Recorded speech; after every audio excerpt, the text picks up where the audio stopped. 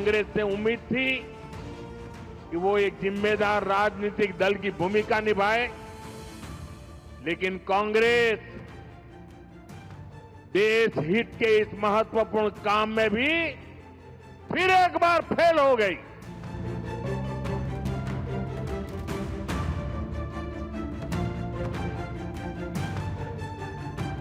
कांग्रेस पूरी कोशिश कर रही है कि देश में पैनिक क्रिएट हो, देश मुश्किल में फंस जाए और उसके बाद कांग्रेस भर भर कर मोदी को गाली दे।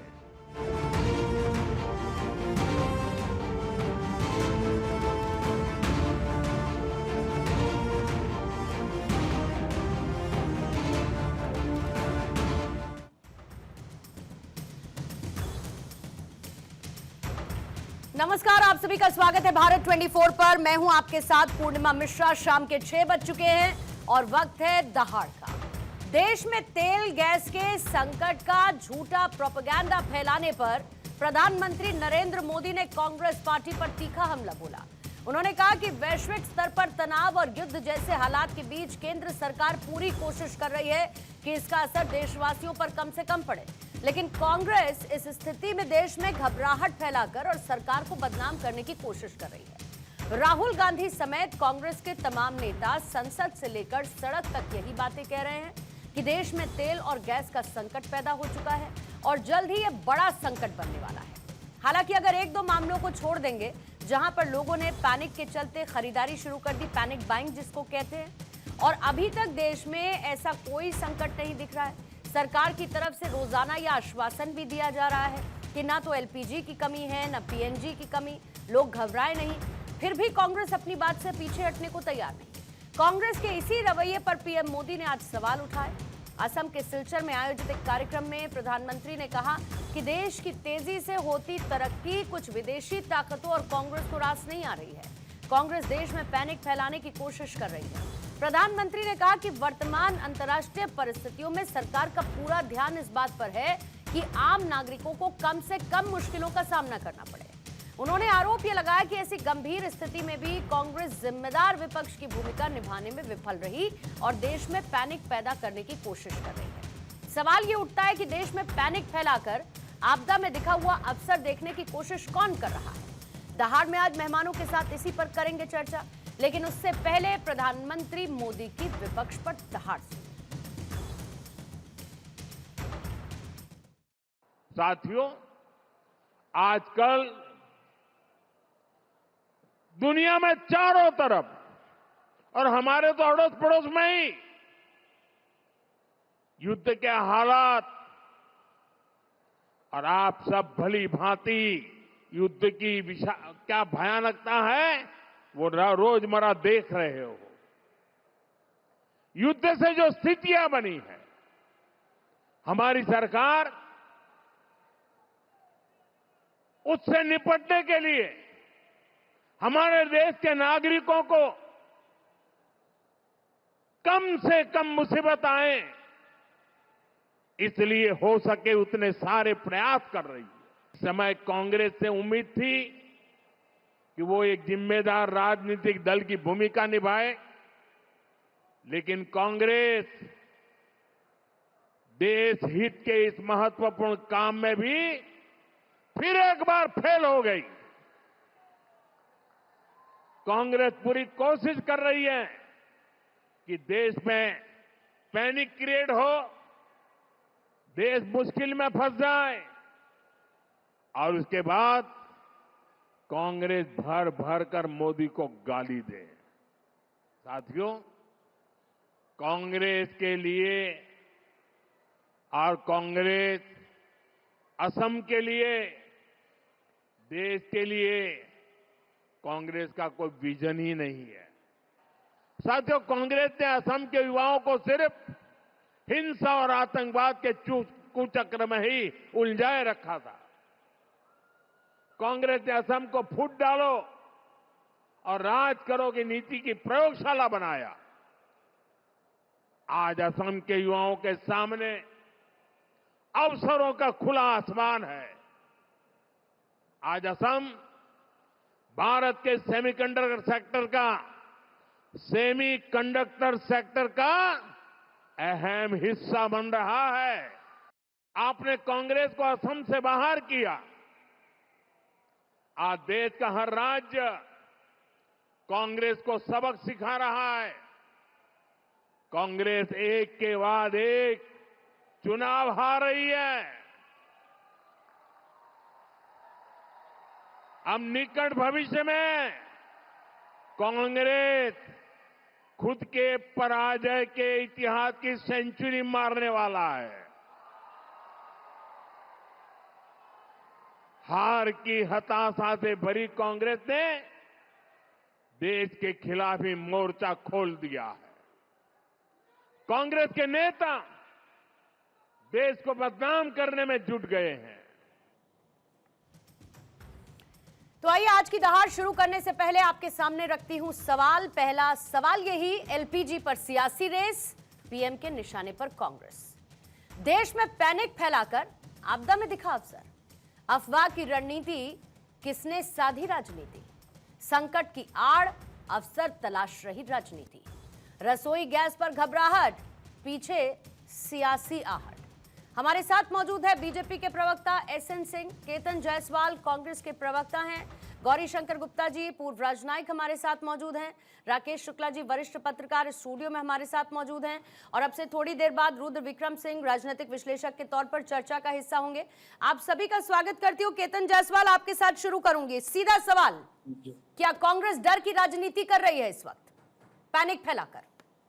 जी, सभी को नमस्कार। देखिए, प्रधानमंत्री जी एक गरिमामय पद होता है, तो उनके लिए निर्लज्ज या बेहया इस तरह के शब्दों का इस्तेमाल करना उचित नहीं है, इसलिए मैं उचित नहीं करूंगा। मैं बड़ा नाप तोल के चालबाज शब्द का इस्तेमाल करूंगा। ये चालबाजी आप देखिए कि प्रधानमंत्री पैनिक पर या फिर एक संकट के परिस्थितियों के बारे में कहाँ बोल रहे हैं, एक चुनावी भाषण, चुनावी रैली में।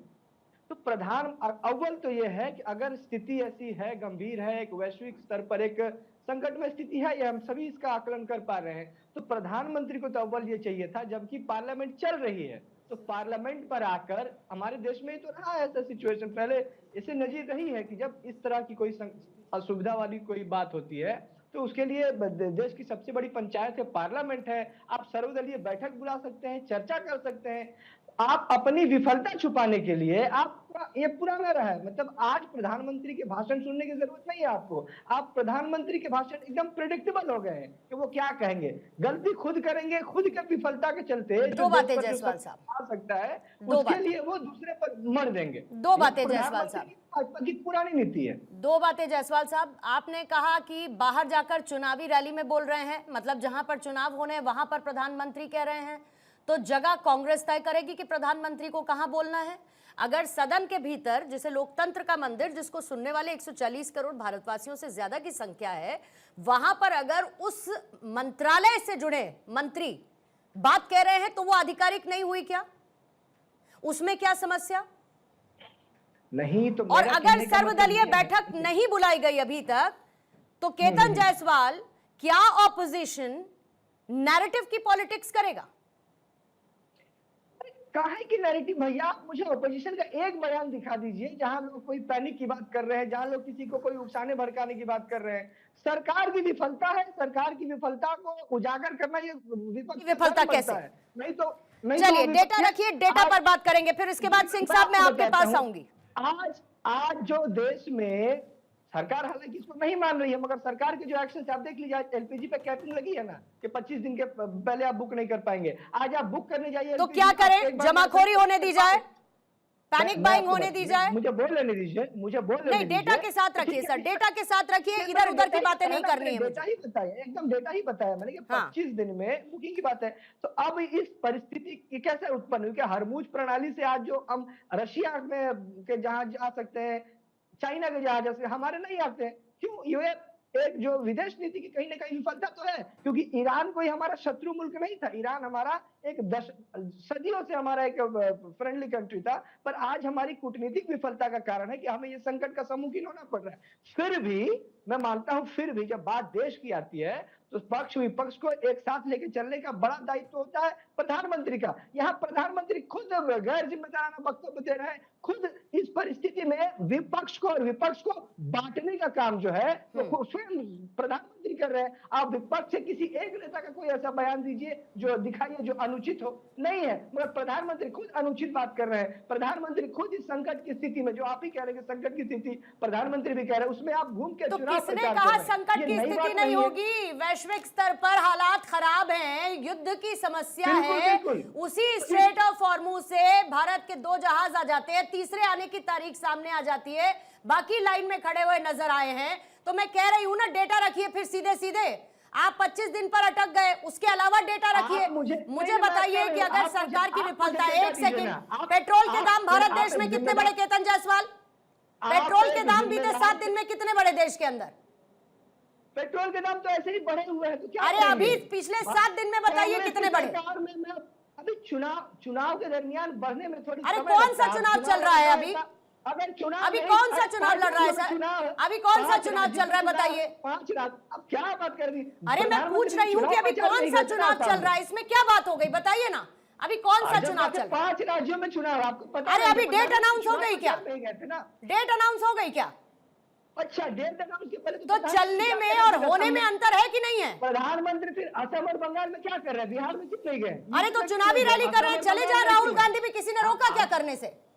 अजब बात करते हैं, आप खुद कहते हैं। अरे आप अजब बात कर रहे हैं साहब, अजब बात कर रहे हैं। चुनावों की तारीखों का ऐलान हुआ नहीं, चुनाव की तारीखें आई नहीं, आप कह रहे हैं क्योंकि चुनावों का समय, चुनाव चल रहे हैं इसीलिए प्राइसेस नहीं बढ़ रहे। अरे तो फिर किस बात की समस्या है? प्राइसेस नहीं बढ़ रहे अगर, तब भी समस्या, बढ़ रहे हैं तब भी समस्या। तो पहले समस्या तय कर लीजिए, ज्यादा चोट किस बात पर है? सिंह साहब आ जाइए जरा।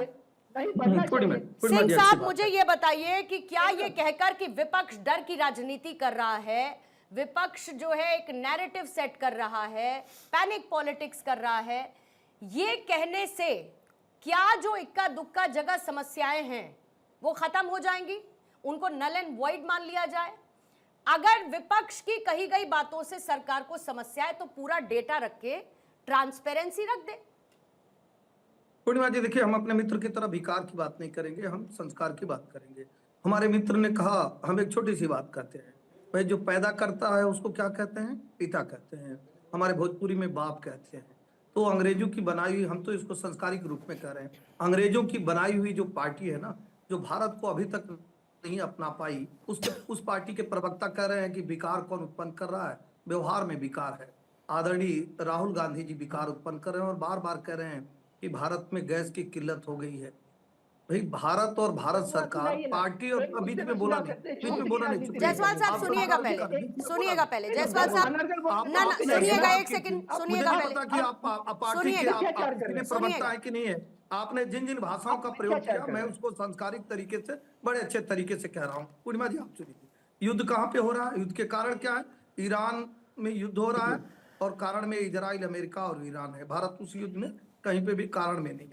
ये वैश्विक संकट है, संपूर्ण विश्व में कुछ न कुछ न्यूनतम अधिकतम हर जगह संकट है। और भारत के प्रधानमंत्री, आदरणीय गृह मंत्री जी, आदरणीय विदेश मंत्री जी, सभी ने कहा कि इसका वैश्विक असर सभी जगह पे पड़ा है और इसका न्यूनतम असर भारत पे।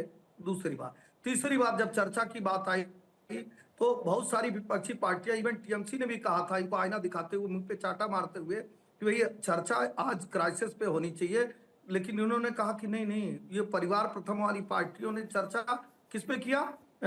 हमारे जो लोकसभा के स्पीकर हैं उस पे चर्चा करना चाहा, तो एक जवाब है। अब 5वीं बात मैं कह रहा हूं, अगर जहां से भारत लगभग 100% उत्पादन तो करता नहीं है, 60 से 65% आयात हम गैस का और तेल का विदेशों से करते हैं। जहां से हम करते हैं वहां पे युद्ध चल रहा है, ईरान में युद्ध चल रहा है और इजराइल और उसके कारण में अमेरिका है। गल्फ की बहुत सारे कंट्रियों से हम लेते हैं, वहां पे इस तरह के हालात बने हैं कि वहां से नहीं आ रहा है। चौथी बात इन्होंने कहा कि भाई हमारी विदेशी नीति, तो विदेशी नीति को भी बताइए। सबसे अच्छी नीति ये होती है तटस्थता की नीति, कि अगर 2 देश आपस में लड़ रहे हैं तो हम अपने नागरिकों के, अपने राष्ट्र की, अपने देश की सुरक्षा की बात करें। और वही हमने रशिया और यूक्रेन के समय में भी किया और वही यहाँ पे भी कर रहे हैं। हम ये नहीं कह रहे हैं कि ईरान जो है हमारे 370 जब समाप्त हो रहा था तो उसकी खिलाफत किया। हम ये भी नहीं कर रहे हैं कि वो कश्मीर को अलग चाहता था, और बहुत जगह पे जब वो कश्मीर की बात आती थी तो पाकिस्तान के साथ खड़ा हो जाता था, जो कांग्रेस को अच्छा लगता। सिंह साहब, आपकी आवाज जरा रुक गई है। हाँ, बोलिए बोलिए सर। अच्छा, पाकिस्तान का युद्ध रहा का इजराइल का युद्ध रहा, वो भारत हमारी मदद किया, इजराइल हमारी मदद किया। हम जरूर इस बात पे आते हैं कि हमारी नीति क्या होनी चाहिए।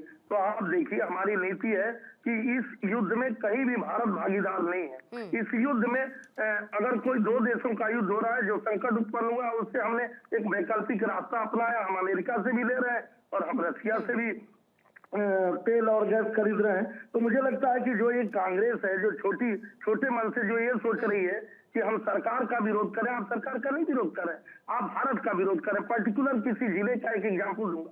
मान लीजिए किसी जिले में कर्फ्यू लग गया, तो उस जिले के रहने वाले किसी व्यक्ति से आप पूछे कि आपने, थोड़ा सिंह साहब नेटवर्क ब्रेक हो रहा है, जल्दी से एक बार जायसवाल साहब जवाब देंगे, फिर उसके बाद गौरी शंकर गुप्ता जी, और फिर स्टूडियो में विक्रम सिंह भी आ चुके हैं। राकेश सर, आपके पास भी आती हूँ।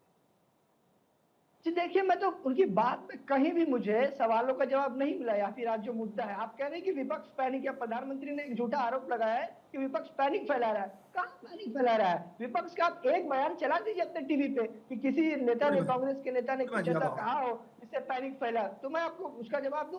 कोई पक्ष में बताइए, कोई पैनिक फैलाने की स्थिति नहीं है। ये सरकार जो है, इसकी नीति रही है भाजपा की कि समस्या और समाधान दोनों खुद ही क्रिएट करते हैं। कृत्रिम समस्या, ये कृत्रिम ये तैयार कर रहे हैं नैरेटिव प्रधानमंत्री और भाजपा, ताकि अपनी विफलताएं छुपा सके। अब मैं छोटा सा उदाहरण दूंगा। आज हरमुज प्रणाली की हमें इजाजत नहीं मिल रही है हमें एक्सेस कर पाने की उस तरीके से।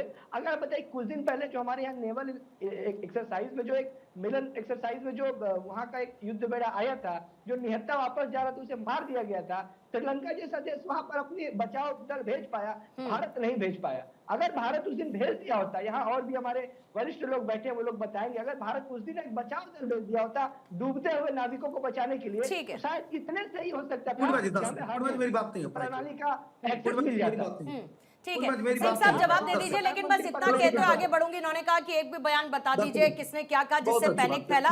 ये सीधे तौर पर कांग्रेस के नेताओं ने कहा कि अगर अंतर्राष्ट्रीय हालात ऐसे रहे तो देश में तेल और गैस की सप्लाई पर असर पड़ेगा। ये कहा गया, सरकार कह रही है सब ठीक है, लेकिन जमीनी स्तर पर गैस की उपलब्धता को लेकर शिकायतें आ रही हैं। तीसरा बयान आया, भारत 80 से 85% तेल आयात करता है, इससे अंतर्राष्ट्रीय संकट का असर भारत पर पड़ना तय है। अगर सप्लाई ठीक है तो गैस और ईंधन की कीमतें इतनी ज्यादा क्यों हैं? सरकार संभावित ऊर्जा संकट के लिए तैयार नहीं दिख रही है। ये सारे के सारे बयान जायसवाल साहब विपक्ष की तरफ से आए हुए बयान है। सिंह साहब जवाब दीजिए। सबका छोड़, पूर्णिमा जी सबका छोड़ जल्दी से, पूर्णिमा जी हम मान गए कि अगर हमारे जो प्रवक्ता हैं, रेतराइट प्रवक्ता हैं, तो कम से कम वो राहुल गांधी जी को छोटा और अपने को बड़ा तो साबित कर दिए। उन्होंने कहा कि हमारे पार्टी का किसी बयान नहीं है, मतलब राहुल गांधी जी इनके पार्टी के नहीं हो सकता, पार्टी छोड़ दी इसलिए क्या। राहुल गांधी जी के बार बार बयान आए हैं, और कांग्रेस के सैकड़ों नेताओं के पार्लियामेंट के सामने जो कांग्रेस और समर्थित जो लोग थे, वो गैस सिलेंडर लेकर और जो है पार्लियामेंट के गेट पे धरना प्रदर्शन किए और ऑन द रिकॉर्ड ये बयान देने का कार्य किए। दूसरी बात इन्होंने कहा कि हमने कब किया है, हर समय आप बाहर जाकर कहते हैं कि भारत में लोकतंत्र ही नहीं है, आप विदेशों में जाकर कहते हैं, मतलब राहुल गांधी जी कहते हैं, जिनको आप छोटा समझ रहे हैं, अपने पार्टी का नेता नहीं समझ रहे, वो कह रहे हैं कि यहाँ तो सिख पगड़ी ही नहीं भारत में बांध सकते हैं। उस लोकतंत्र को कहते हैं जिस लोकतंत्र के माध्यम से आपकी कर्नाटक में भी सरकार है, आपकी हिमाचल में सरकार। इस नाते कहा जा रहा है कि हर समय पैनिक उत्पन्न करने का कार्य करते हैं। कौन पैनिक उत्पन्न करने का कार्य करता है? मुझे लगता है कि राहुल गांधी जी जो अब कांग्रेस में नहीं है, जिनको कांग्रेस पार्टी के प्रवक्ता कह रहे हैं कि वो कांग्रेस में ही नहीं है, मैं उनको कांग्रेस का नेता ही नहीं मान रहा हूँ। वो राहुल गांधी जी और उनके बड़े बड़े सांसद और विधायक सड़कों पे और बयान देने का कार्य करते और कहते हैं। और पांचवी बात मैं कहूंगा, अरे हमारी नीतियों के कारण ही इजराइल भी हमारे साथ ओके सर, लेकिन आज भी जब प्रधानमंत्री की तरफ से बातें कही गई तो उन्होंने ये साफ तौर पर कहा कि सरकार की ये पूरी कोशिश है कि कम से कम प्रभाव अंतर्राष्ट्रीय स्तर पर जो अस्थिरता बनी हुई है उसका कम से कम प्रभाव देशवासियों के ऊपर पड़े, इस बात की कोशिश सरकार की तरफ से की जा रही है। गौरी शंकर गुप्ता साहब, क्या ऐसे मुद्दे पर डोमेस्टिक पॉलिटिक्स से ऊपर उठकर राष्ट्रीय हित के बारे में पक्ष और विपक्ष दोनों को मिलकर नहीं सोचना चाहिए? और अंतर्राष्ट्रीय जब ऐसी स्थिति बनी है तो घरेलू राजनीति कर क्या मैसेजिंग करने की कोशिश की जा रही है? नमस्कार पूर्णिमा जी। ऐसा है नमस्कार। कि ये वैश्विक संकट है, इसमें भारत ने कोई ऐसा रोल अदा नहीं किया कि ये संकट पैदा हो। भारत इस युद्ध में कोई पार्टी भी नहीं है। हमें तो समस्या इसलिए आ रही है कि हम 85% हमारा एनर्जी बाहर से मंगवाते हैं और उसमें करीब करीब 40-50% खाड़ी के देशों से आता है। अब इसमें दोनों पार्टी जो हैं या जो भी जितना भी विपक्ष है, उनको ये समझना चाहिए कि इसमें सरकार की कोई गलती नहीं है। ये गलती तो एक संकट पैदा हुआ है विश्व में, उसकी वजह से सभी देशों को इसमें सफर करना पड़ रहा है। आप देखते हैं कि पाकिस्तान और बांग्लादेश में तो ऑयल और पेट्रोलियम के उत्पादों के ऊपर बहुत जबरदस्त परेशानी हो रही है। उन्होंने तो कई तरह के कर्फ्स लगा दिए हैं। हमारे यहाँ तो अभी 70-80 दिन का पूरा स्टॉक पेट्रोलियम प्रोडक्ट्स का है और इसके बाद अभी रशिया से हम बहुत बड़ी क्वांटिटी में पेट्रोलियम प्रोडक्ट्स इंपोर्ट कर रहे हैं और कोशिश करके प्रधानमंत्री जी ने बात की थी ईरान के प्रेसिडेंट से और उसके बाद हमारे जहाज वहां से निकल के आ रहे हैं और देशों के जहाज अभी तक नहीं निकल पा रहे हैं। यहाँ तक कि पाकिस्तान जो उनका पड़ोसी देश है, उनके जहाज नहीं निकल पा रहे हैं और हमारे जहाज निकल के आ रहे हैं। तो ऐसी स्थिति में मेरा तो यही निवेदन है कि सभी पार्टियां मिलके एकजुट होकर इस संकट का समाधान ढूंढे। उसमें एक दूसरे का क्रिटिसिज्म करने से कोई फायदा नहीं होगा, क्योंकि ये बीजेपी और कांग्रेस या और किसी पार्टी का मामला नहीं है, देश की सुरक्षा का मामला है और देश की लोगों को जो आपदा मिल रही है उसको भी ज्यादा बढ़ाने की जगह उनको कहा जाए कि इस संकट का हमें धैर्य के साथ हमें सामना करना पड़ेगा और जो भी ऑल्टरनेटिव सोर्सेज हैं, अभी सिर्फ कुकिंग गैस की कमी है हमारे यहाँ पे और उसके लिए ऑल्टरनेटिव सोर्सेज जो भी हैं उनको ढूंढ के उसका समाधान हमें करना चाहिए। ये बहुत जाहिर बात है कि अपने विकल्पों को मजबूत करना होगा और जिसके संकट की ज्यादा संभावना देश में है उस पर ज्यादा काम करना पड़ेगा। लेकिन राकेश शुक्ला जी, विपक्ष क्या डूम पॉलिटिक्स करता हुआ नजर आ रहा है या दोनों तरफ से एक नैरेटिव वॉर चल रहा है? देखिए, हमें 2-3 चीजें समझना होगा। पहली बात तो ये समझना होगा कि जो बार बार ये कहा जा रहा है कि भारत सरकार रुख स्पष्ट करे, तो पहला प्रश्न ये है कि क्या अमेरिका, ईरान या इजराइल की तरफ से भारत सरकार से ये कहा गया क्या कि आप कहाँ हैं, आप किसके साथ हैं? ये आवाज़ भारत के अंदर से क्यों उठ रही, सबसे मूल प्रश्न। दूसरा प्रश्न ये उठता है कि यदि आज राहुल गांधी यदि प्रधानमंत्री होते तो किसके साथ होते? वो ईरान के साथ खड़े होते या अमेरिका के साथ खड़े होते? तीसरी बात, जो ये कहा जाता है कि ईरान हमारा बड़ा पुराना मित्र है, बड़ा साथी है, ईरान और भारत के संबंध कभी भी सामाजिक नहीं रहे, सिर्फ व्यापारिक रहे। ये जो तुर्रा दिया जाता है ये बिल्कुल ठीक नहीं है। व्यापारिक संबंध ईरान के और भारत के रहे हैं और वो व्यापारिक संबंध आज भी हैं। यदि भारत के और ईरान के संबंध बहुत सुदृढ़ मानती है कांग्रेस, तो 2005 में जब परमाणु संधि हुआ था तो यूपीए, कांग्रेस नेतृत्व वाली यूपीए सरकार ने उसके खिलाफ वोट क्यों किया था? नहीं करना चाहिए। तो आज वो न्यूक्लियर पावर होता और अमेरिका के सामने सीना तान के खड़ा होता। तो जब उस समय पर कांग्रेस ने राष्ट्रहित में निर्णय किया था, तो आज राष्ट्रहित में निर्णय क्यों नहीं माना जा रहा? अब हम आते हैं गैस में और पेट्रोलियम में। 2012 में कांग्रेस नेतृत्व वाली यूपीए सरकार ने गैस पे राशनिंग कर दिया था। मनमोहन सिंह जी ने साल में 6 सिलेंडर किए थे। फिर एक कांग्रेस का अधिवेशन हुआ, वहाँ राहुल गांधी जी ने कहा कि नहीं मनमोहन सिंह जी, 6 सिलेंडर में काम नहीं चलेगा, आप 9 सिलेंडर करिए। अब मनमोहन सिंह ने कहा ठीक है, हम 9 सिलेंडर करते हैं। उस पर वाहवाही हुई। आज वर्तमान परिस्थिति में मैं यदि बात करूँ पूर्णिमा जी, आज हमारे पास जो एलपीजी का भंडारण है वो है 1.9 मिलियन टन हमारी जो महीने का, और जो खपत है वो है 2.8 मिलियन टन। यानी भंडारण और खपत में एक बड़ा अंतर है। पेट्रोलियम का जहां तक बात है, पेट्रोलियम आज हमारे पास 10 करोड़ लीटर पेट्रोलियम का भंडारण है। गैस भंडारण पिछले 60 साल में हमारे यहाँ प्रगति नहीं हुई, एक ही भंडारण था। 10 साल में विशाखापट्टनम में एक भंडारण और बढ़ा, इसलिए हम 1.9 में पहुंच चुके हैं। भारत में 3 तरह की गैस का उपयोग होता है, एलपीजी, पीएनजी और सीएनजी। एलपीजी और आपके सीएनजी में कोई दिक्कत नहीं है, क्योंकि एलपीजी मैक्सिमम गैस हम बाहर से लेते हैं 60%, 40% हम अपने यहाँ उत्पादित करते हैं, इसलिए एक समस्या है। लेकिन उसके लिए भारत सरकार की तरफ से ये प्रयास किया गया है कि सारी रिफाइनरी को कहा गया है कि आपके यहाँ जो रिसोर्स है, जो 12% एलपीजी तैयार करती है, उसको 30% तक ले जाइए। तो वो उस पर एक फ्रिक्वेंसली एक प्रयास किया जा रहा है कि एलपीजी का उत्पादन भारत में बढ़े। अब जब हमारे पास अभी 22 दिन का है, 40 लाख टन का एक जहाज हमारे पास आ चुका है एलपीजी का लेके। 20 जहाज हमारे बिल्कुल बॉर्डर पे आपके होर्मुज जल डमरू मार्ग पे खड़े हुए हैं, उसमें 10 जहाज पे अभी भी गैस लदा हुआ है। जब उनकी परमिशन, लगातार ईरान के साथ बातचीत चल रही है, जब वो परमिशन आएगा तो 5 से 7 दिन में हमारे पास गैस का एक और खेप आने वाला है 10 शिप का। ऐसे में भारत सरकार यदि ये दावा कर रही कि हमारे पास गैस और पेट्रोल को लेकर कोई समस्या नहीं है, तो मुझे लगता है एक बार सत्ता और विपक्ष दोनों को इस मामले में देश में पैनिक ना हो, किसी तरह की दिक्कत पैदा ना हो, ये जिम्मेदारी दोनों को मिलकर निभानी चाहिए, क्योंकि देश दोनों का है। इस पे राजनीति नहीं होनी चाहिए, क्योंकि राजनीति के लिए और भी मुद्दे हैं। नहीं, और बड़ी बात यह है कि वैसे कोई क्राइसिस हो या ना हो, ट्रस्ट का क्राइसिस और ट्रस्ट का डेफिसिट तो है, और उसको पुरजोर कोशिश करके स्टैब्लिश करने की कोशिश की जा रही है। लेकिन विक्रम सिंह साहब, कितनी बार, आखिर ऐसे कौन कौन से मुद्दे, आप हर मुद्दे पर सरकार को घेरने की कोशिश करते हैं, फिर उसके बाद वो मुद्दा बैकफायर हो जाता है। सरकार कुछ भी कहती है, विपक्ष उसको मानने को तैयार नहीं। देश में आखिर ऐसे कितने मुद्दों को लेकर एक नैरेटिव को फैलाने की कोशिश की जाएगी, और अगर स्थिति ऐसी होती है जैसी आज दिख रही है, एक पैनिक बाइंग की स्टेट दिख रही है, सरकार कालाबाजारी को, स्टॉकिंग को रोकने के लिए कदम उठा रही है, तो उस पर भी सवाल उठाए जाएंगे। तो क्या करे सरकार? काम करना छोड़ दे, विपक्ष कहे यहाँ खड़े हो तो यहाँ खड़े हो जाए, यहाँ पर बात करो तो यहाँ पर, संसद के अंदर बोलो तो बाहर बोलो, तो उस मंच पर बोलो, तो सरकार तो यही करती रह जाएगी। फिर संकट से कैसे पार पाएगी? देखिए, मैं शुक्ला जी की बात को आगे बढ़ाते हुए कहता हूँ कि ये देश कांग्रेस का भी है, जितना कांग्रेस का उतना भाजपा का है, जितना मेरा है उतना आपका है।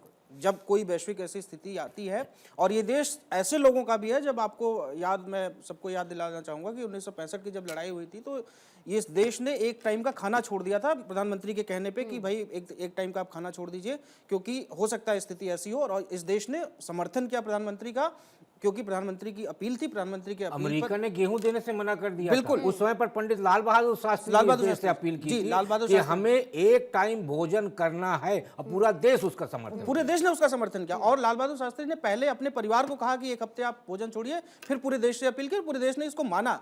तो ये देश ऐसा है कि हमारे, मतलब आप देश में कोई भी रह रहा है, हम ऐसे देशभक्त लोग हैं कि अगर हमारे पास ऐसी कोई स्थिति आती है तो हम वो करने के लिए तैयार हैं। लेकिन समस्या दूसरी बात देखिए ये है कि प्रधानमंत्री और भारतीय जनता पार्टी को भी ये समझना चाहिए कि एक क्या हो जाता है कि एक सर्वदलीय बैठक आप बुला लेते, सर्वदलीय बैठक बुला के सबको आप सबसे बातचीत कर लेते, और जो विपक्ष आज ये बातें कर रहा है उन्हीं विपक्ष से आप एक बयान दिलवा देते कि सर्वदलीय बैठक में ये सब बातें हुई हैं, और इसका ये अगर कोई संकट आने वाला, देखिए अभी फिलहाल तो कोई संकट मुझे नहीं दिख रहा है, और सबको भी पता है कोई संकट ऐसा एकदम तुरंत वाला कोई संकट नहीं। हाँ, आने वाले दिनों में हो सकता है ऐसा संकट, क्योंकि सबको पता है जो परिस्थितियां ऐसी चल रही हैं, और उस परिस्थितियों का कोई कंट्रोल ना हमारे पास है ना इस सरकार के पास है, क्योंकि लड़ाई जो अन्य देशों के खिलाफ है, और उन अन्य देशों पे तटस्थ रूप से भारत उसमें काम कर रहा है, ना इधर से है ना उधर से है। तो स्थिति ऐसी है। तो मुझे लगता है कि एक बड़ा दिल दिखाते हुए प्रधानमंत्री को और भारतीय जनता पार्टी को एक सर्वदलीय बैठक बुला के, और इन सारी परिस्थितियों, और ऐसा नहीं कि भारतीय जनता पार्टी पहलगाम अटैक पे भारतीय जनता पार्टी ने बुलाया था सर्वदलीय बैठक,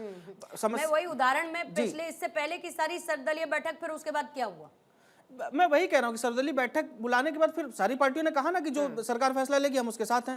आप पहलगाम अटैक के बाद जब सर्वदलीय बैठक हुई तो सारी पार्टियों का स्टेटमेंट आप चेक कर लीजिए, सबने कहा कि भाई अगर जो सरकार इसमें करती है, सरकार जो भी निर्णय लेती है हम उसके साथ। तो इस पर भी मुझे लगता है कि एक सर्वदलीय बैठक बुला के, एक क्योंकि वैश्विक स्थिति है, और कांग्रेस, हो सकता है कांग्रेस के कुछ लोग देश के खिलाफ सोचते हो, कांग्रेस के बयान देते हो, लेकिन अल्टीमेटली वो भी इस देश की पार्टी है। इसी अभी भाजपा के प्रवक्ता बोल रहे थे कि अंग्रेजों की पार्टी है, तो निष्कासित कर दीजिए, उनका रजिस्ट्रेशन खत्म कर दीजिए, कांग्रेस अपने आप खत्म हो जाएगी अगर ऐसा कुछ है। लेकिन ऐसा नहीं है, वो इस देश की पार्टी है, इस देश में रजिस्ट्रेशन हुआ है उसका, इस देश के कॉन्स्टिट्यूशन ने अलाउ किया, इस देश का कॉन्स्टिट्यूशन उनको भी अलाउ करता है। तो मुझे लगता है कि सबको एक मिल बांट कर ऐसी स्थिति में, देखिए ऐसी स्थिति में कोई भी व्यक्ति पैनिक क्रिएट नहीं करने देना चाहिए। और किसी को अगर आपके एलओपी को इतनी डिस्टर्बेंस है, इतनी दिक्कत है, तो आपको एलओपी को बुला के बैठ के बातचीत करके और इन सब बातों क्लाउड्स को क्लियर करना चाहिए। ठीक है, पहले सिंह साहब आप अपनी बात कह लीजिए, फिर उसके बाद जायसवाल जी आपके पास आती है। नहीं, बड़ी अच्छी बात है कि हम इसको ही आगे बढ़ाते हैं। आप इसको राजनीतिक नहीं, एक अच्छी बात सोचिए। भारत के नागरिक के तौर पे किसी भी व्यक्ति को, भाई आप हो सकता है प्रधानमंत्री जी से नाराज हो सकता है भारतीय जनता पार्टी से नाराज हो, लेकिन भारत के सभी व्यक्ति की क्या जिम्मेदारी होती है जब कोई भी सिचुएशन होता है जो भारत के द्वारा नहीं उत्पन्न किया गया है, कोई वैश्विक संकट है, तो भारत के साथ खड़े हो। भारत कोई पार्टी नहीं, भारत सबका है और भारत के लिए सोचना चाहिए। हमारे जो विपक्ष के नेता हैं, क्या उनकी जिम्मेदारी जवाबदेही नहीं होती है कि वो अपने देश के प्रधानमंत्री पे भरोसा करें? जब भारत के प्रधानमंत्री कह रहे हैं, भारत के विदेश मंत्री कह रहे हैं, भारत के गृह मंत्री कह रहे हैं, तो उन पे भरोसा करिए। एक बात। दूसरी बात मैं कह रहा हूँ, हाउस ऑर्डर में है, तो हाउस जब ऑर्डर में है तो आप अपने ईगो को सेटिस्फाइड करने के लिए, संतुष्ट करने के लिए, जब आप जान रहे हैं कि आपका कोई भी चीज जो आप ले आ रहे हैं लोकसभा स्पीकर के खिलाफ अविश्वास प्रस्ताव, वो नहीं चलेगा, उसको छोड़ के अगर वैश्विक संकट है, आपको संकट लग रहा था, तो आप उस पर चर्चा कर लेते, क्योंकि आप उसी लोकसभा के बाहर तो चर्चा कर ही रहे थे ना। तो चूंकि हाउस ऑर्डर में, इसलिए मैं कह रहा हूं कि आप उस पर चर्चा कर सकते थे, एक नोटिस देते, उस पर चर्चा कर लेते, उस पर चर्चा नहीं करते हैं। तीसरी बात मैं कहूंगा कि भाई ये संकट तो भारतीय जनता पार्टी ने उत्पन्न नहीं किया, और भारत सरकार मैंने जो सबकी सरकार, जो चूंकि भारत की जनता की चुनी हुई सरकार है, वो जो निर्णय लेती है वो भारत के हित में लेती है। हमारे एक बड़े भाई ने बहुत अच्छी बात कही कि हमारी जो रणनीति, हमारी जो नीति है आदरणीय प्रधानमंत्री जी की, देश की विदेश मंत्री की जो नीति है, वो सर्वप्रिय नीति है, वो नीति होनी चाहिए। हम किस बात के लिए स्पष्ट करें कि हम ईरान के साथ हैं या हम इजराइल के साथ हैं? नहीं, हम भारत के हैं और भारत के साथ हैं। नहीं, लेकिन सिंह साहब, विपक्ष का जवाबदेही तय करने का जो रहा है, एक स्वरूप रहा है, वो कोई ऐसा तो नहीं है कि अभी सिर्फ कांग्रेस के समय में रहा। जब आप विपक्ष में रहा करते थे तब आप याद कर लीजिए, और आप प्याज के बड़े दामों की बात कर लीजिए सर, आप याद करिए क्या हुआ था, और उसके बाद बीजेपी की सरकार आई। मैं ये कह रही हूं कि बहुत अच्छी बात रुद्र साहब ने यहाँ पर कही कि ठीक है ना, तो आप सर्वदलीय बैठक बुला लीजिए ना। अगर किसी को कोई शक शुबा है, किसी को संदेह है, तो विपक्ष को साथ लेकर चलिए, 2 कदम आप बढ़िए, 2 कदम इनको बढ़ने पर कहिए। बहुत अच्छी बात आपने कहा। भाई हम अभी कहते हैं कि हम सर्वदलीय तो हैं जो यहाँ पे बैठे हैं, कम से कम विचार में सर्वदलीय बातें हो जाए, विचार में संभाव हो जाए, विचार में सभी चीज होगी नहीं। जानती क्यों?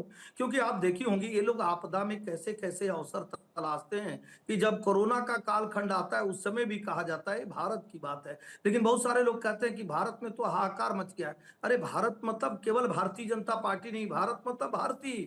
और अगर आप ऐसा कुछ कहते हैं तो वो भारतीयों का के मनोबल को आप तोड़ने का कार्य करते हैं। जब जिबूती में भारत के लोग फंसे रहते हैं उस समय में भी आप लोकसभा में ये सवाल उठाते हैं, तो उस समय की तत्कालीन विदेश मंत्री सुषमा जी ने कहा आप भारत के हित की सोचिए, और भारत के विदेश मंत्री के तौर पे उसने जनरल वीके सिंह जी को भेजा और वहां के लोग आए। चूंकि यही कहा जाता है कि अगर आपको कुछ करना है, कोई एक बयान दिखा दीजिए कांग्रेस के लोगों का जो ये मांग किया हो कि सर्वदलीय बैठक हो जाए। ये मांग करते अच्छा लगता कि हम सभी भाई, हम सभी भारत के रहने वाले। आप तो कह रहे हैं कि आप बताइए क्या ये कह दिया जाए कि नहीं भारत में गैस की कमी हो गई है, भारत में ईंधन की कमी हो गई है, भारत में साजो सामान की कमी हो गई, भारत में तेल की कमी हो गई? कोई भी जो व्यक्ति होगा, जिम्मेदार व्यक्ति होगा, वो प्रधानमंत्री होगा, कोई भी होगा, वो यही कहेगा कि नहीं ऐसी कोई चीज नहीं। और वास्तविकता में भी नहीं है। अगर हमारे अभी बड़े भाई ने बताया कि 56 से 60 दिन तक का भारत सरकार भी कह रही है कि हमारे पास 2 महीने का रिजर्व तेल और गैस है, तो इसमें पैनिक होने की क्या आवश्यकता है? 5वीं लास्ट बात कहूंगा, पूर्णिमा जी, किसने नहीं देखा है, हमने और आपने रात को 3-3 बजे 4-4 बजे बिना युद्ध के, बिना आपदा के, बिना किसी भूकंप और बाढ़ के 4-4 बजे रात को लाइन लगा के रहते थे और 2-2 दिन 3-3 दिन तक गैस नहीं मिलता था। आज आपदा के समय में भी ये अनुरोध किया जा रहा है कि ऐसा कुछ भी नहीं है। आप कांग्रेस की बातों में मत आइए। ऐसे लोग जो देश का मजाक उड़ाना, माहौल उड़ाना, माहौल खराब करना चाहते हैं, उनकी बातों में मत आइए। भारत सरकार चुनी हुई जो सरकार है, लेकिन विपक्ष की हर बात को पैनिक पॉलिटिक्स कहकर दरकिनार भी नहीं किया जा सकता। अगर सरकार की हर बात पर यकीन करना चाहिए तो, जो बहुत अच्छी बात है, सरकार की तरफ से आधिकारिक जो कहा जाए सिंह साहब उस पर यकीन करना बिल्कुल चाहिए। लेकिन अगर विपक्ष कुछ मुद्दों पर क्लैरिटी चाहता है तो वो देना भी सरकार का ही काम है। जायसवाल साहब आइए। ठीक है सर, स्ट्राइक को सर्जिकल स्ट्राइक कर दीजिए। तो जो लोकतंत्र की जननी है उसको हमारी- कहिए कि ठीक है। लोकतंत्र जी, ही नहीं, सिंह कौन साहब, नहीं मानेगा। ओके सर, ओके, ऐसा है बोलिए जी, जायसवाल साहब। ऐसा है हमारी हमारी जो प्रबुद्ध जो हमारे जो विश्लेषक गण है उनकी सबकी बात को मैं बड़ा शांति से सुना, सबने बड़ा सही बात कहा, जो दिशा दिखाने वाली बात थी। और सबके बातों का अगर मैं निष्कर्ष निकालूं एक लाइन में, तो उन्होंने एक सौजन्यता की बात की। एक क्राइसिस पीरियड में जो एक सरकार का जो उदारता होती है, एक महान देश, महान हमारा विश्व का सबसे बड़ा लोकतांत्रिक देश है, तो यहाँ की सरकार में जिस उदारता की आवश्यकता होती है, उस जिम्मेदारी सर, को मैंने भारतीय जनता पार्टी आपके बीच में विपक्ष नहीं में बोला, सर, रहते हुए मैंने। सिंह निभाया। साहब सुनने देखिए, दीजिए। विपक्ष में आप भी रहते थोड़ी हुए उदारता भारतीय रखिए। जनता देखिए, पार्टी- लोकतंत्र रखिए, थोड़ी एसएन उदारता सिंह रखिए। सर मैं आपके बीच में सुनने एक दीजिए, बात मैं बोलूं। सुनना चाहती हूँ जायसवाल जी को। हाँ बोलिए, बीच में ही तो ये बोले मैंने थे, आपसे इसलिए मैं एक याद बात दिला आपके मैं टोका नहीं सर।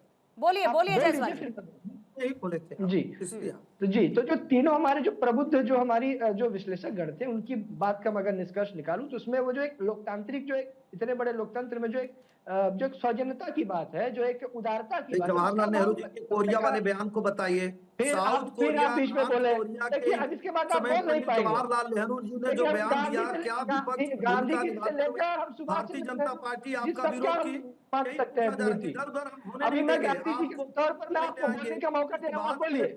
भारत की जनता जाननी चाहती है कि मैं नहीं 70 बोलूंगा, साल आप ही बोल विपक्ष में लीजिए। भारतीय जनता पार्टी और भारत की बहुत सारी नेटवर्क पार्टियां तो रही। ठीक है, बनता सिंह नहीं, साहब। आपको पता नहीं कौन सी ओके, डिजिटल इंडिया सिंह का साहब क्राइसिस रुकेंगे। को, इस क्राइसिस को वो भारत पता के नहीं विरोध कौन के से रूप में प्रकट की, डिजिटल जैसे इंडिया आप के किए। स्मार्ट सिटी में नॉर्थ बैठे कोरिया हैं, और साउथ नेटवर्क कोरिया के चलता है एग्जाम्पल नहीं। अरे के क्यों तौर पे करनी है मगर तू मगर मैं? रहे हैं। ने भी पूछा था, क्यों करनी है तू मैं? क्यों करनी है? बीच में क्यों बोल रहे हैं? ठीक है, बोलिए यही तो जायसवाल शुरू जी। किए थे। ओके, सिंह साहब हो गया नहीं, जायसवाल मैं आपके जी। सिंह साहब कांग्रेस प्लीज, के सिंह प्रवक्ता साहब जी। रिक्वेस्टिंग यू प्लीज सर, बोलिए अ, जायसवाल। अरे नेटवर्क तो पहले ढंग का ले आइए सर। पता नहीं डिजिटल इंडिया का कौन सा स्मार्ट सिटी में बैठे हैं। खैर, यही अब मैं समस्या आता है। हूं कि हमारे- नहीं, खैर नहीं राहुल होता, जी, यही राहुल समस्या जी, है। राहुल जी, आपको एक्चुअली राहुल जी सीधे के चलते चलते राइट या लेफ्ट टर्न बिना इंडिकेटर के लेने की राहुल, आदत पड़ गई है अरे तो- जायसवाल जी। टोका किसने है? अब आपको नेटवर्क, अब आप, अरे तो उसके लिए मैंने टोक दिया ना। अब आपको नेटवर्क, कौन सा नेटवर्क ले आए हैं आप बता दीजिए। आप कौन सा नेटवर्क लेकर घूमते हैं कि देश तक जी, पहुंच ही अब नहीं बता पा रहा, सरकार में ला नहीं पा रही जी, आपको जनता, नेटवर्क ही नहीं पहुंच रहा क्योंकि आपका। अरे हम ही इतने देश बोलिएगा, इतने दूर मुद्दे तक पर आइए पहुंचे वापस कि आज जायसवाल 3G, जी। 4G, मुद्दे पर अब मैं आइए, मुद्दे पे आता हूं। मुद्दे पर आइए। सरकार की जो नीति है, प्रथम दिन से इसमें उदारता का और जो लोकतांत्रिक वैल्यूज हमारे रहे हैं, सरकार किसी की भी हो, या तो नेहरू जी की हो, या अभी जैसे हमें उदाहरण दिया गया शास्त्री जी का, इंदिरा जी का, राजीव जी का, या फिर मनमोहन सिंह जी का, या फिर हमारे आडवाणी क्या कहते हैं कि वाजपेयी जी का, हर समय जो सौजन्यता थी कि संकट के मुद्दे पर पक्ष और विपक्ष मिलकर एक पक्ष बन जाया करते थे, वो पक्ष था भारत।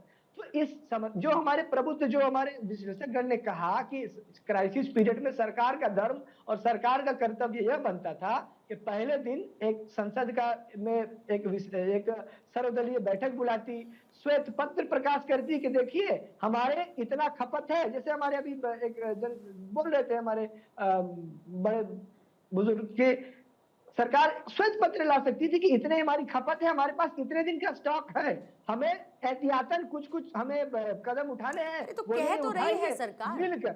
नहीं, श्वेत पत्र क्यों लाएगी नहीं, भाई? नहीं, अभी बता तो रही है सरकार। जब क्राइसिस ही मैं नहीं है तो आपको किस बता- बात का श्वेत पत्र? मतलब आपको आपको बताता हूं। प्राइवेट ईमेल चाहिए? गजब, कैसी बातें करते हैं जायसवाल जी। बता तो रही है सरकार, बोल रही है सरकार कि सभी को सिलेंडर मिल रहा है, सब बता रहे हैं कि शहरी अर्बन रूरल में क्यों वो गैप रखा गया है, जमाखोरी हो रही है, पैनिक बाइंग हो रही है, सरकार सब तो बता रही है।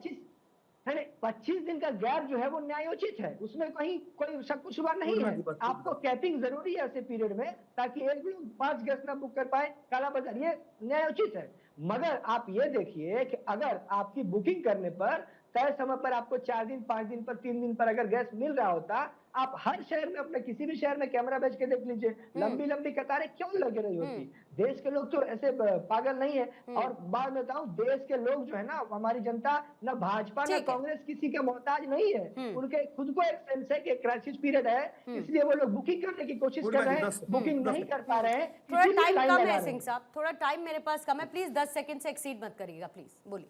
नहीं नहीं, बिल्कुल 10 सेकंड। दो बातें, एक तो कांग्रेस के मित्र ने अभी यहीं पे कहा कि पूर्वत की जो भी सरकारें रहीं उसमें सहयोग भाव से होता था, क्योंकि हम विपक्ष में थे।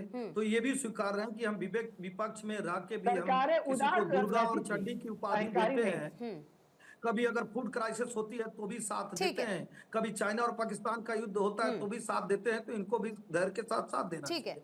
दूसरी बात मैं कह रहा हूँ जो सुनने सुनाने की, तो राष्ट्रपति जो सबकी होती है, जब वो उनका अभिभाषण ये लोग नहीं सुनते हैं तो ये प्रधानमंत्री जी की बात को कहा। ठीक है सर, लेकिन कुछ भी करके इस ट्रस्ट डेफिसिट को तो खत्म करना ही होगा ना, कुछ भी करके करना होगा, लेकिन करना होगा। आप दोनों मिलकर करिए, एक दूसरे पे जो पहल करना है, जिसको करना है करिए, पर इसको खत्म करना पड़ेगा।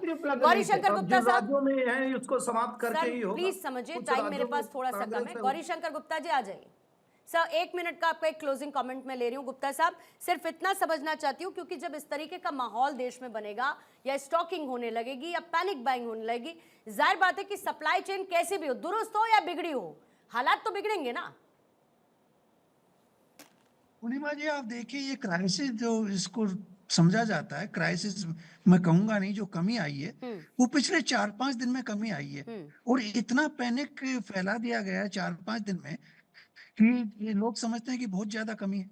मैं तो जहाँ पे रहता हूँ और जिस इलाके में रहता हूँ, वहाँ पैनिक के अलावा किसी चीज की कोई कमी नहीं है। सब लोगों को गैस मिल रही है। यह है कि बुकिंग करवाने के बाद 3-4 दिन का इंतजार करना पड़ता है और उसके बाद गैस मिल जाती है, और अगर नहीं भी मिलती किसी कारण से तो ऑल्टरनेटिव मीन्स लोग निकाल के उसका समाधान करें, क्योंकि ये आपातकालीन स्थिति है, सबको मिलजुल के काम करना चाहिए। मैं तो ये मानता हूँ कि पॉलिटिकल पार्टीज को आपस में झगड़े करने की बजाय एक दूसरे का साथ देना चाहिए। मैं यहाँ देख रहा था कि कुछ पार्टीज ने डेमोन्स्ट्रेशन किए। अब डेमोन्स्ट्रेशन करने से क्या फायदा है ऐसी ओकेजन पे? उल्टा इनको मैसेज देना चाहिए कि ये हमारे देश में सब लोग धैर्य रखें और ये समस्या का धीरे धीरे हम समाधान ढूंढ रहे हैं, और उसको एक साथ आगे मिलकर बढ़ाएं। नहीं, देखिए, मैं इस बात को मानता हूं कि सत्ता पक्ष को विपक्ष को विश्वास में लेना चाहिए, एकदम सही है। क्योंकि जिस तरीके से सिंदूर घटना के बाद, ऑपरेशन सिंदूर के बाद सत्ता पक्ष ने विपक्ष को अपने भरोसे में लिया और पूरे दुनिया के सामने उन्होंने दिखाया कि भारत एक है, आतंकवाद के खिलाफ लड़ाई में पक्ष विपक्ष कोई नहीं है। उसी तरह से मुझे लगता है सरकार की जिम्मेदारी बनती है कि इस मामले में, इसलिए आज की डेट में उसको विश्वास में लेना चाहिए, क्योंकि ये क्राइसिस अभी हाल फिलहाल खत्म होता दिखाई नहीं दे रहा। देखिए, बिल्कुल ऐसी स्थितियों में जब कोई युद्ध की स्थिति हो, वैश्विक कोई संकट हो, तो सरकार को, कोई भी सरकार हो, चाहे कांग्रेस की सरकार हो, सरकार हो, उसको बड़ा दिल दिखाते हुए, क्योंकि विपक्ष के भी कुछ 100 सांसद है ना, उनके भी चुने, उनको भी जनता नहीं चुना, वो कहीं किसी बाहर 235 हो गए ना। मैं वही कह रहा हूँ कि विपक्ष के 235, अगर हम कांग्रेस की भी बात करें तो भी 100 लोगों को देश नहीं चुना है, देश की जनता नहीं चुना है। तो उनको एक बुला के एक बैठक करके उनको भी बातचीत करके सबको, क्योंकि 100 सांसद उनके हैं, अन्य पार्टियों के सांसद हैं, सबको बुला के बातचीत करके, क्योंकि आपको एक बड़े पिक्चर में देखना है, एक बड़ा दिल दिखाना है, इस मामले में बड़ा दिल दिखाना चाहिए। सवाल सिर्फ गैस या तेल का नहीं है, सवाल भरोसे का भी है, और खास तौर पर देश में क्या वाकई में कोई संकट है या राजनीतिक संकट पैदा करने की एक कोशिश की जा रही है, और साथ मिलकर चलना बहुत जरूरी है ताकि देश में ऐसी स्थिति, ऐसी नौबत पैदा ना हो कि ऐसी पैनिक बाइंग होने लगे और फिर उसके बाद दिक्कत हम ही लोगों को होगी जो नहीं होनी चाहिए। सिंह साहब आपका शुक्रिया, जायसवाल जी, गौरीशंकर गुप्ता जी, राकेश शुक्ला जी, विक्रम साहब, धन्यवाद आपका दहाड़ की चर्चा में शामिल होने के लिए। एक बहुत छोटे से ब्रेक ले रुक रहे हैं यहाँ पर, आप बने रहिए भारत 24।